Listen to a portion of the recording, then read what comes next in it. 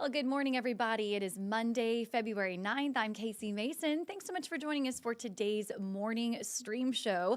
Of course, we're going to take just a quick look here at some of the day's top headlines, and then I'm going to get you on over to meteorologist Byron Douglas with a look at your week. Now, first story here we want to bring you today on our stream show is we do have some new information just into our newsroom here on some breaking news that we've actually been following all morning long. We know that the Vanderburgh County Sheriff's Office says that the person who died in this morning's I69 crash was actually not in the vehicle. I'm going to pull up some video here from that scene for you.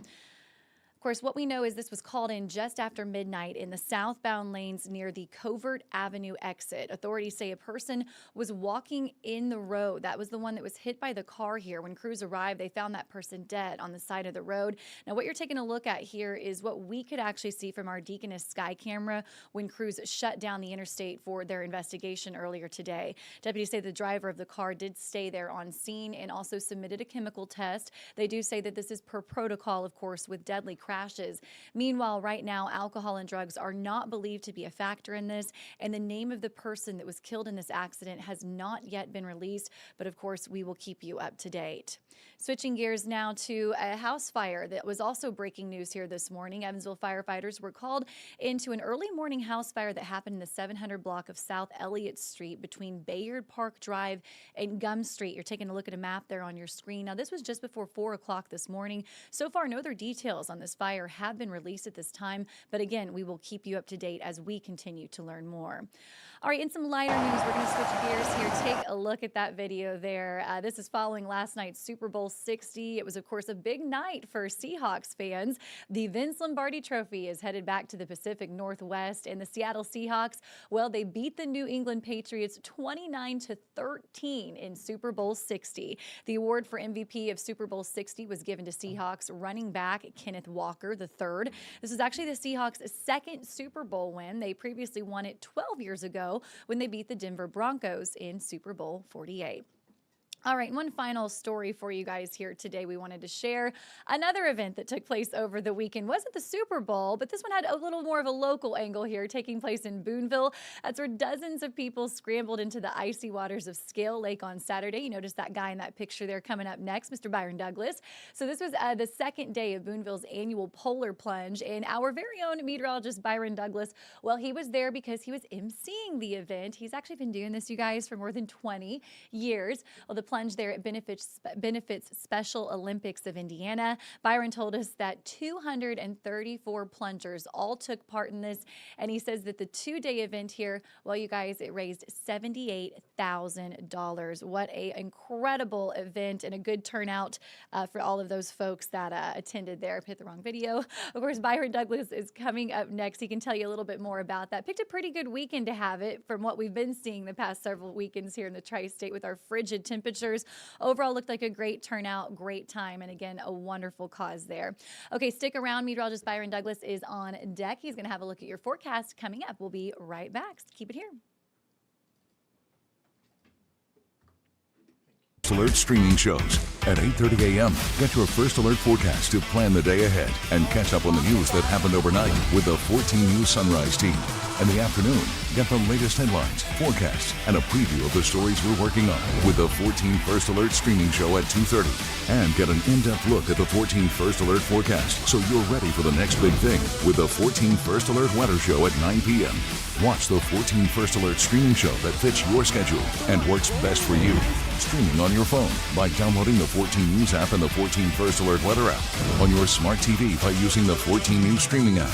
And stream anytime on Facebook, YouTube, or on 14news.com. Stay connected and stay informed by watching the 14 First Alert streaming shows on your favorite streaming devices.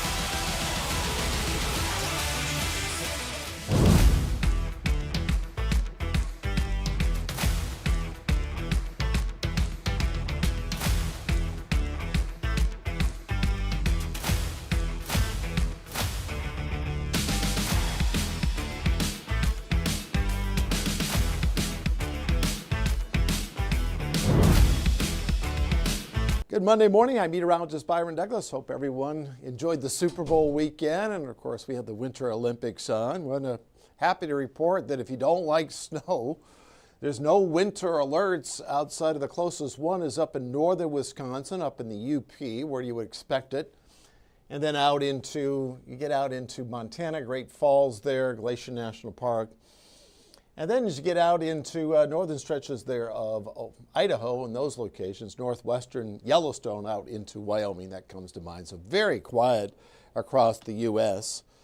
And let's run down the February scorecard so far. Today we're looking at upper 40s. It's been a cold month. We had that 44 back on Friday afternoon. That's the first time we've been in the 40s, and we're going to see some of the warmest air since mid-January, nearly a month ago. And it's been a fairly dry month, although the precipitation of choice as we go through the week is going to be rain and not snow. And I'll have more on that in a moment. And we'll take this out full, which I'll do right now. I want to say good morning to a few folks. There's nothing on Doppler radar. Good morning to you, Randy, Ruth, Lily, Suzanne, Jeff Miller, and Savag. Good morning to you. And along with Danny. Hope everyone's having a great day. Let's run down our temps. They look like this. They're still generally in the 20s, but they're going to climb pretty quickly now in the next hour. The air is pretty dry, so 26 at Evansville, 32 in Greenville. And the 9 o'clock hour, they're scheduled to go above freezing. So if you're just heading out, still some upper 20s, 43 by lunchtime, then a few clouds in here headed on home. I'll grab that full again, mid-40s. So we'll do some nice melting today. And here is the trend. These are the 6 and 10-day outlooks. We're going to be guiding well above average during that time frame. This comes from NOAA, the Climate Prediction Center overall, well above average across our area, those red and oranges. And let's go all the way out to the 22nd. Now, we could catch a few days where we go below normal, but the 8 and 14-day outlooks has us overall well above average. And precipitation, generally the 6, 10, 14-day outlooks above average precipitation. However, we can handle a little now because it's been fairly dry, even though we're melting off that snow. But the precipitation of choice as we go through this week, at the end of the week, will be rain and not snow.